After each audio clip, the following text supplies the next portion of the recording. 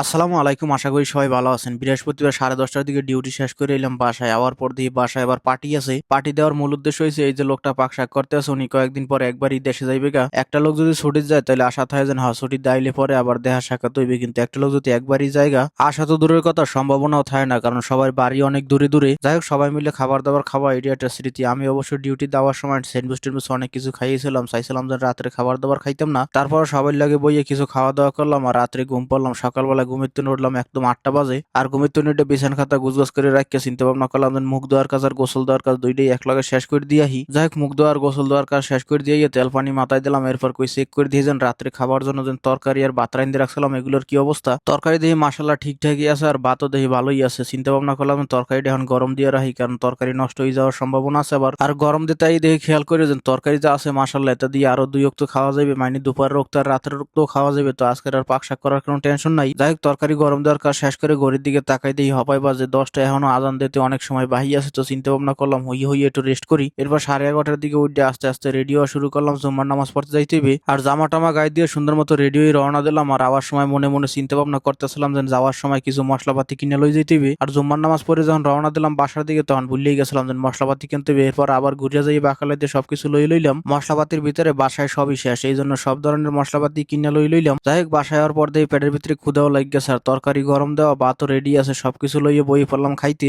আর দুপুরের খাবার দাবার শেষ করার পর দিয়ে ওয়াশিং মেশিন খালি আছে, কই তাড়াতাড়ি করে কাপড় চোপড় যে কয়টা আছে ভিজাই দিয়ে একটু পরে আবার অন্য লোকে সিরিয়াল লাগাই খেলাইবে না। খালি পায়ে তো তাড়াতাড়ি করে কাপড় চোপড় কয়টা ধুয়ে লইলাম রোদ দেওয়ার লোকে ছাদের উপরে। আওয়ার পর দিয়ে ছাদের উপরে তো প্রচুর পরিমাণে বাতাস, যার জন্যই আমার মনে হয় সবাই কাপড় চোপড় ধুইতেছে না, কারণ বাতাসের লাগে আবার হালকা হালকা ধুলো উঠতে আসলে। যাই হোক, কি আর করা যাবে, যেহেতু ধুইয়েই হেলাইছি তাই ক্লিপ দিয়ে সুন্দর করে টানাই থইলাম, যদি ভালো থাকে তাই তো ভালো। এরপর রেডি হয়ে চলে এলাম গাড়ির দ্বারে, গাড়িটা লই যাবো মার্কেটে। আর গাড়ির দ্বারে আওয়ার পর দেখি গাড়িতে একদম ধুলে ভরে রয়েছে। যাই হোক, গাড়িটার মোটামুটি আকারে পরিষ্কার করে চলে এলাম মার্কেটে। আর মার্কেটে আওয়ার মূল উদ্দেশ্য হয়েছে চাল কিনতে হবে, বাসায় চাউল শেষ হয়ে গেছে। যাই হোক, মার্কেটে ঢুকে প্রথমে চলে এলাম ডিমের দ্বারে, কারণ ডিম কেনাটাও জরুরি। সকালবেলার নাস্তার জন্য কোনো কিছুই নেই, আজকেরও নাস্তা করতে পারি নাই। দেখি মিডিয়াম সাইজের যেটা আছে এটা 17 টাকা করে খাসি, আর ছোট সাইজের যেটা আছে এটা 15 টাকা করে খাসি। কই ছোট সাইজের এক খাসি লই। যাই হোক, ডিম এক খাসি কিনে চলে এলাম মাছের দ্বারে। চিংড়ি মাছ কিনতে হবে, তো আইয়ে দেখি চিংড়ি মাছ তো বড়টার দাম বেশি, ছোটগুলোর দাম একটু কম আছে, 26 রিয়াল করে কিলো। যাই হোক, 26 রিয়াল করে কিলো, এই জায়গায় আধা কিলো চিংড়ি মাছ লইলাম। এরপর চলে এলাম চাউলের সেকশনে, চাউল কিনতে হবে। আওয়ার পর দিয়ে চাউল তো সপ্তাহের দাম বেশি, একটার ভিতরেই খালি ডিসকাউন্ট দিচ্ছে 30 রিয়াল করে বস্তা। তো এই জায়গায় 5 কিলোর এক বস্তা লইলাম 30 রিয়ালে। যাই হোক, কেনাকাটা শেষ করে বাইরে বেরিয়ে দেখি তো মাসাল্লাহ বাইরে একদম অন্ধকার হয়ে গেছে। তাড়াতাড়ি করে গাড়িতে ভরে সবকিছু লই চলে এলাম বাসায়। বাসায় প্রথমে আইলাম ফ্রিজের দ্বারা চিংড়ি মাছ কয়টা সুন্দর মতো রাখিয়ে দিয়ে এরপর আইলাম বাসার ভিতরে। আইয়ে প্রথমে ডিম কয়টা সাজাই রাখলাম। এরপর চাউলের বস্তাটা কাটিয়ে সুন্দর করে পুরান বস্তার ভিতরে ভরে রাখতে হবে, কারণ এই প্লাস্টিকের বস্তা এটা আটকান যায় না। আর এই যে বস্তাটা আছে এটার মোহের ভিতরে আবার সেইন আছে, এটা আটকাই রাখা সহজ।